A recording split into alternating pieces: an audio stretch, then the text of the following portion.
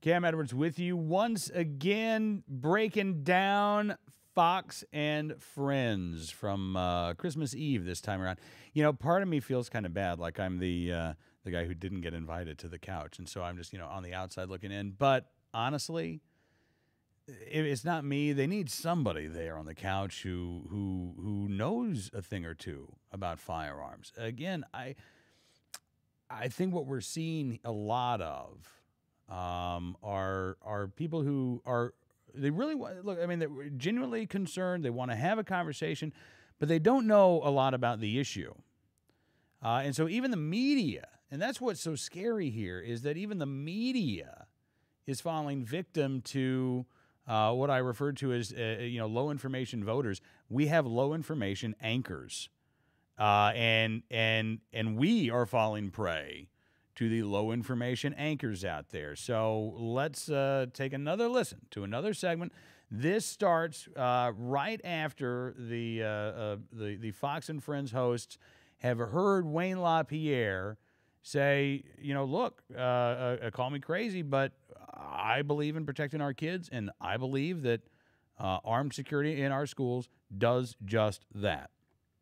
Some differences in that when you have the Secret Service who's protecting the president, the amount of training that they receive and are continuously going through is different than you might think a lot of the people that they could potentially place into some of the schools. We had a Special Forces soldier who said when he heard that press conference, he served in Afghanistan, he said, we train every day to be able to shoot accurately, and even then, we don't always hit our target. So you have to have trained professionals in that capacity, he says, to do what Wayne LaPierre wants. The other side of it is, look, if that's, get rid of the signs out in front of schools that say gun-free zone, so that individuals know that these are not places that are just wide open territory for killers to walk in. Maybe if there is an armed guard and there are individuals who have guns who are licensed to do it and are trained to do it at our schools, that would act as a deterrent for somebody walking in there. But we did have that at Columbine. There was an armed guard at Columbine and 15 people were killed. That's a fascinating point. I covered that. Let's stop there for a second. At least this time around, you now have a little bit more attempt at providing both sides. Now, here's the thing, and it's a common arguing technique. I think we even I think he did this actually once before, refer to the Special Forces soldier. If you don't know a lot about something, refer to an expert who does. And sort of attach your argument to that expert. Like, okay, I don't know much, but the Special Forces guy who was in Afghanistan says, look, we trained every day to do this. There's no way that this would work. Again, I go back to the fact that we've got armed guards in about a third of our nation's public schools, or about a third of our nation's schools. They're not all bad schools. They're not in bad neighborhoods, or they're not all in bad neighborhoods. We've got armed guards in really exclusive private schools, really shishi centers of education all across the country. And again, that's here. That's now. So it must be possible. You must not have to be a Navy SEAL in order to provide a better level of security for our children than nothing at all. All right, let's keep going. Columbine, I forgot that very interesting point, Clayton. I think it's, in both situations, it's kind of the cart before the horse, though, because, Wayne LaPierre would say, well, look, the media is immediately jumping to the idea that we need to get rid of these kinds of rifles and so-called devices. The other side would say, well, you're jumping right away to saying we need to have armed guards at school. All right, stop. And again, this is a very common technique. I don't want to actually tell you what I think. So let me put words in the mouths of both sides, and I'll kind of sum up, generally speaking. People say that, people say, I say. That's what people say means. So I'm guessing here what we've got is, actually, can you go back about 20 seconds? I want to hear this again. I want to hear the summary of both sides one more time. All right. Forgot that very interesting point, Clayton. I think it's, in both situations, it's kind of the cart before the horse, though, because, you know, Wayne LaPierre would say, well, look, the media is immediately jumping to the idea that we need to get rid of these kinds of rifles and so-called devices. The other side would say, well, you're jumping right away to saying we need to have armed guards at school. Ricky brought up a great point.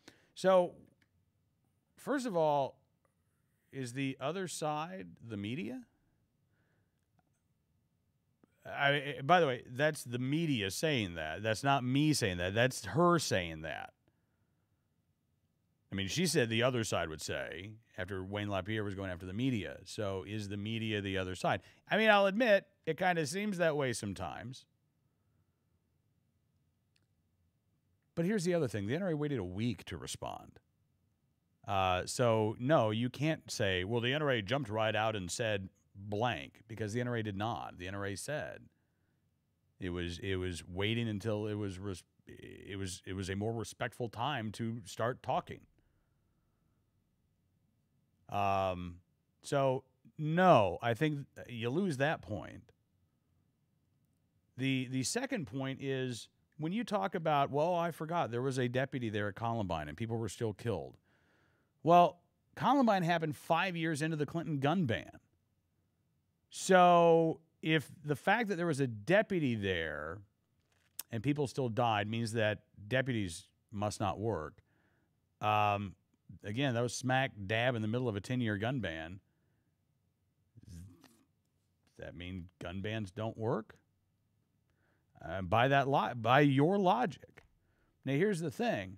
I think there's a much stronger case to be made that gun bans don't work than there is a case to be made that armed security doesn't work. And I'm happy to have that conversation and that discussion. But again, I don't think anybody sitting there on the couch is capable of taking my position and being able to discuss it knowledgeably. And that's sad that we just have that absence of knowledge in a 5 or 6 minute long conversation about an issue. Just get somebody who knows about the issue and put them there on the couch. All right. Or her. Emily Miller. Fly Emily Miller up there for the morning. Or Katie Pav. I can think of all kinds of folks. All right. Let's keep listening. Just sit back and remember the people and the families who are affected by this horrible tragedy. And then maybe let's analyze the fact that it's maybe not just one thing that led to this. Right. You know, we have the mental illness discussion. I mean, there's a myriad of other things that worked into this situation. I'm not so sure that it's advisable for anyone to just jump to any conclusion. And as a mom, I'm not so sure I'm comfortable with just automatically saying, you know, I guess my kids are going to grow up in a society where we have this horrible violence, and let's just have guards at school. Maybe it's a good idea, but let's think it through. Right. Do you want to give in to that as the solution immediately? This is obviously so many times we come up with quick solutions and ideas that aren't fully thought out. We've seen this in the fiscal cliff. We see this in so many things we deal with. Right. But this is something that is going to require so much, from how people treat each other, to children on playgrounds, to parenting, to mental illness. All these things. It's going to require everything. It's going to require something from each of us. Because you have mental health advocates saying, hey, don't lump this on people that have autism. There are autism defenders who are just going to say, this is not about autism. So we need to have that discussion. We need to have the fact that guidance counselor money has been... Let's stop for just a second here. And again, we're kind of seeing a theme and a pattern develop that, you know, when it really, I mean, what it boils down to is you got to feel safer with an armed guard protecting your kid.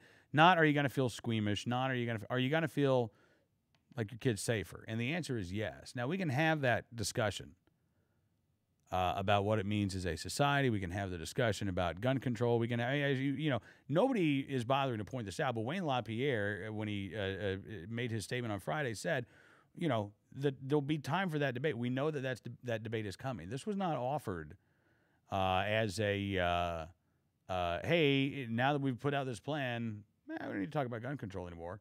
You know, the NRA's position on gun control is the NRA's position on gun control. Wayne talked at Meet the Press and talked about the fact that these gun laws, these things like the semi-auto ban, they're not effective at keeping us safer. They're not effective at reducing violence. They are effective at banning guns. But that's not the point. If the point is protecting our kids, if the point is, in this particular case, what can we do to try to minimize or prevent another incident like what happened in Newtown? I've yet to meet the parent who has said a gun ban would make them feel better than armed security in their kid's school. Bottom line. And, you know, the polling that's come out indicates that as well. And so maybe, again, just a suggestion, maybe these anchors and these reporters, they need to get over their squeamishness about talking about the issue, because they clearly don't even want to talk about it. Now they're just, well, there are other things, mental health, let's talk about all these other things. And look, I agree. These are complicated issues. I agree. I think there is something societal that we can talk about. I agree about a lot of things. All of those are big issues. They're big issues. When it comes down to the really simple, salient, fundamental, foundational issue of our kids being safe when we're not there to protect them, man, the big issues, we can have those discussions and the debates, and we can try as hard as we can, but that does not replace our responsibility to protect our kids. Bottom line. All right, let's keep listening. In schools. So we can spend $6 billion putting guns with armed guards in schools, and yet we're cutting guidance counselors from the school budget. So these things all need to be discussed. Former Congressman Asa Hutchinson, though, is going to spearhead the NRA's effort on this specific guns in schools issue. Listen to him. Let's compare this back to the Federal Air Marshal program on airplanes. There was intense debate that on airplanes, guns have no place. And yet we have a Federal Air Marshal program that I helped to oversee, in which has provided a deterrent. It has increased the safety of the airlines, and it's not like it's an armed camp when you go on the airlines. It's a very discreet use of armed guards that has a presence there to protect America. We had an air marshal on the show on the weekend saying this is an expensive program, because that was the immediate reaction: get armed guards in the aircraft right away, and it costs, you know, over $1 billion. But we talk about this is the security of our children, so you can spare no expense. And that's what makes it such a complicated and controversial issue. You had something else. Well, to you add? also often go onto a plane and you don't. Let's stop there for a second. Complicated and controversial issue. When Gallup asked, and this was even before the NRA had made its announcement, what Americans thought about the idea of putting police officers in schools, as far as the effectiveness, the idea of putting police officers in schools was ranked like the most effective thing we could do to protect our kids. So that's not controversial. Not among the people I know. Maybe it is controversial among the media elite set in, you know, New York and Los Angeles. I work nights, so I don't get to hang out with the media elites in DC. Not that they'd invite me. So I don't know. Maybe this is the big conversation, but it is not the conversation that I've been hearing. All right, let's keep listening here. If there's somebody on the plane who is an air guard, but if you go into a school, and there's somebody there who you may or may not see the weapon, do you know that that is the person? Right. Yeah. Good point. In the meantime, Wayne LaPierre with the NRA also took... You know, and as they talk about the armed pilot program, they had a guy on who was a critic of the armed pilots program. And specifically, they were talking about the federal flight deck officer program. See, again, I'm convinced these anchors don't know that there are actually two different programs for armed security on our aircraft. Do you think they know the difference? There is the Federal Air Marshal program. These are basically the undercover cops who sit in the plane. And then there are the federal flight deck officers. These are the armed pilots. Two different programs. This guy in particular was criticizing the federal flight deck officer program, which I thought was really interesting because we've covered this for a number of years, and I got to say, I'm a big fan. As far as the cost effectiveness of the program, the fact that, you know, look, you will not see a better use of your tax dollars. These pilots who participate They pay their way. They take off from work and they go out to New Mexico. They undergo their training to become a federal flight deck officer. They are a law enforcement officer. And I don't know the exact number, but let's say well over 10,000. The last time I think the last time we talked with somebody with a federal flight deck officer program, they told us there were more FFDOs than federal air marshals. So how about that? Less than $1 billion a year, by the way. And again, these are airline pilots. And you trust them with a gun when you fly. So, again, to these anchors, are we ready? Cart before the horse, are we ready for this? You're living it. I mean, last time you flew, you may have had a guy flying your plane who had a gun on him in order to protect you and keep you safe. If that bothers you,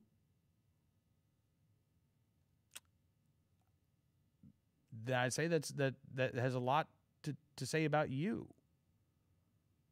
Because we've always had police officers, for as long as I've been around, carrying firearms to protect us and keep us safe. And as bad people have decided to do more and more bad things, and we can talk about the media egging them on, and we can talk about the saturation coverage of these things and the upping of the ante and things of that nature, then yes, Americans will want to have more security. And yes, Americans, more and more of them, we will want to be responsible for our own security. They just had a gun buyback in Los Angeles not long ago. And I saw the news story today. Several people were quoted as saying, I wanted to do something. And then they admitted, but I still have most of my guns at home. There are plenty of people out there who want to make a statement against this type of violence, but they're not giving up their guns. All right, let's take a listen. Aim at what has been deemed the mainstream media. He claims that they immediately jumped to one conclusion, as many people believe that he did. Wow, I love that little dig there. All right, keep going. That's There's a media machine in this country that wants to blame guns every time something happens. I know there's an anti-Second Amendment industry in this town. I know there are political elites that for 20 years always try to say it's because Americans own guns. I'm telling you what I think will make people safe, and what every mom and dad will make them feel better when they drop their kid off at school in January is if we have a police officer in that school, a good guy, that if some horrible monster tries to do something, they'll be there to protect them. The other side of the argument is, and to wrap this up, is the narrow focus. That was the criticism that many people put forth, including Police Commissioner Ray Kelly here in New York City. He was disappointed in his initial press conference because he only put forward that idea and some discussion about mental illness, but no mention of assault weapons. And people on Twitter and Facebook and others have said, seriously, enough with Ray Kelly. Enough with New York Police Commissioner Ray Kelly. Unless you mention that Ray Kelly's boss is New York Mayor Michael Bloomberg, who is head of Mayors Against Illegal Guns. By the way, we've seen now several clips where the anchors on Fox and Friends really seem to think that people were shocked, people were disappointed, people really expected Wayne LaPierre to come out and say, you know what, let's ban some guns. Did they really? Because, see, here's what I'm thinking. Again, when folks like this use the phrase, people say, or a lot of critics say, what they really mean is I thought this was going to happen. And so, again, I have to wonder, did you really? Did you really think that was going to happen? Because, again, look at they're beyond the media. Beyond the gun control advocates, support for semi-auto bans, support for handgun bans, there is no greater support for these measures. The American public has not responded to the act of evil in Newtown, Connecticut, with a call to ban inanimate objects, despite the best intentions of the media. And by the way, these anchors saying Wayne LaPierre jumped to a conclusion. The media went nonstop because that's the way the news cycle works now. The media went nonstop. CNN, MSNBC, Fox, all of the broadcast news networks for 7 days straight before Wayne LaPierre said a word. All right, you want to talk about a deluge of words. You want to talk about a deluge of opinions, incorrect reporting, stories that had to be retracted, absolutely egregious statements made not for our benefit, not for the purpose of adding to a debate or a thoughtful discussion, but to be provocative and to get some buzz going about yourself. Maybe up that clout score, you know. We saw a lot of that. And you know what? The media will not own up to it. And they should. Because I believe it was possible to actually do a show where both sides were going to be heard respectively, both sides were going to be welcome. I think we did a pretty good job of that. Frankly, unlike a lot of what we've been hearing. All right, let's finish it off. The original assault weapons ban didn't work, and they're right. So they need to re-examine this, and this is the discussion that Washington needs to have, because that original assault weapons ban was ill-conceived and didn't work properly, and of course it was removed under George W. Bush. So there needs to be a broader discussion. No one person out there. Yeah, it wasn't removed. See, look, now he's saying something that's supposed to be appealing to me as a gun owner. This is what they do, by the way, you know, to keep the ratings up. Don't try to alienate the audience. So this is supposed to be appealing to me. Oh, now he's taking my side. Well, first of all, the ban wasn't removed, it expired. The semi-auto ban was passed in 1994 with a sunset date. It had to be renewed, and there was no desire or impetus to renew it. Now, was it I'm curious, he said it was flawed. Wouldn't you love to hear the analysis? Please tell me, Fox anchor, why was this flawed? What were the flaws? Here's the flaw to me, and I think it's the flaw to a majority of the American people. It doesn't work.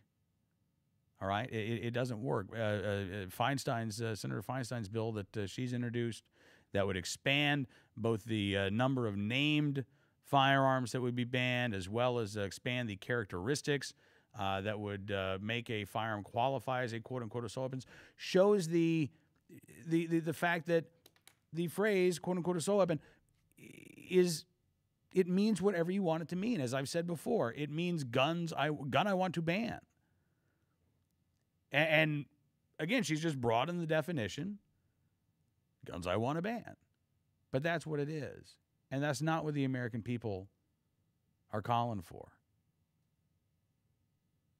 All right. I promise, we'll try to finish it off this time. I won't talk anymore until the end. We don't, not one individual out there has all the answers. We need to come together and figure this out. All right, see, I did it. Yay! We all need to come together. You're right. And you know what?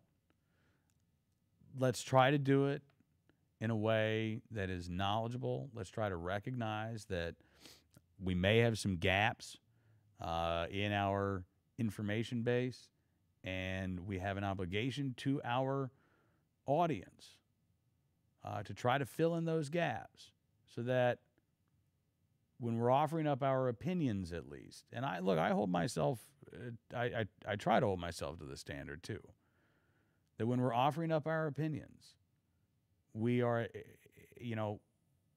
sometimes we're throwing in facts in there as well. We got to make sure that those facts are accurate. And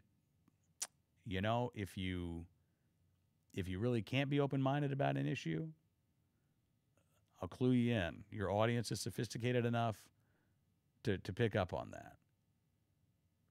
All right. We will have more of these segments, I'm sure. We will have more of these segments for you coming up next week on Cam and Company.